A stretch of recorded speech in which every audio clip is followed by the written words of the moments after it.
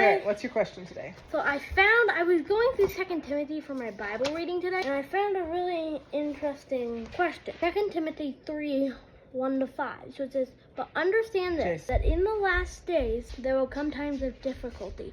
For people will be lovers of self, lovers of money, proud, arrogant, abusive, disobedient to their parents, ungrateful, unholy, heartless, unappeasable." Is that how you say it? Unappeasable? Yes. "Slanderous, without self-control, brutal, not loving good, treacherous, reckless, swollen with conceit, lovers of pleasure rather than lovers of God, having the appearance of godliness, but denying its power. Avoid such people." Okay, so everyone is like that. So is that saying avoid everyone? Everyone is sinful, so is it saying avoid everyone? It also goes on, so here it says having the appearance of godliness. They look good, they look godly, but they deny the power of God. Then it says, among them are those who creep into households and capture weak women burdened with sins.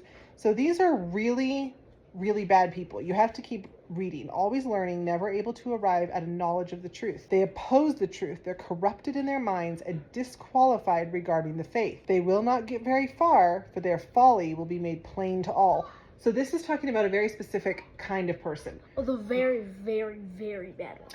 Who looks really good.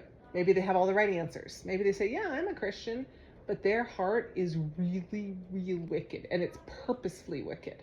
Does that make sense? This isn't just a person who's trying to live for God and is messing up and is repenting and is working on it, right? Which is the normal Christian. This is someone who knows to do what is right. They say all the right things, but they're using their Christianity to cover up their sin. Oh, kind of like self-will in Christianity. He said that I can do all sin because he forgives me. Kind of. This is more, they're trying to lead people astray. So they're trying to trick people.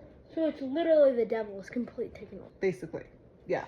So who's Janus and Jambres? Those were the Egyptian magicians in the Old Testament.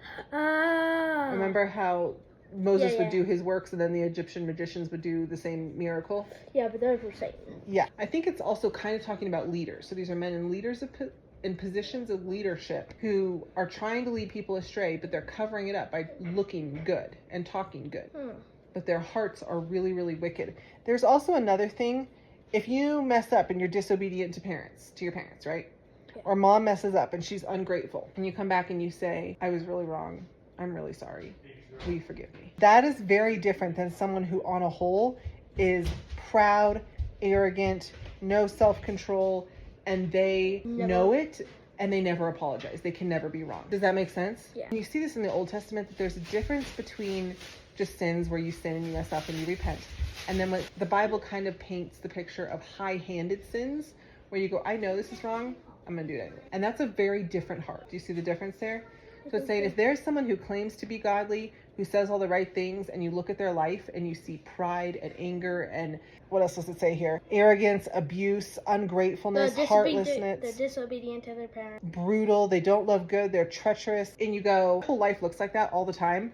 I need to stay away from that person. Because everyone has sins. It's not a thing. And you also realize it doesn't say people who are of the world who are big bad sinners. This is people who have an appearance of godliness. So this is talking about people who claim to be Christian and they live horrible lives.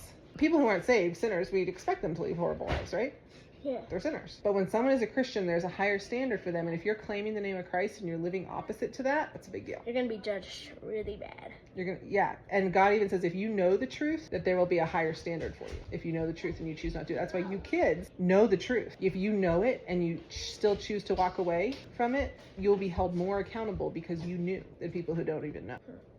Kind of sobering, huh? Does that answer your question? I think so. Good question.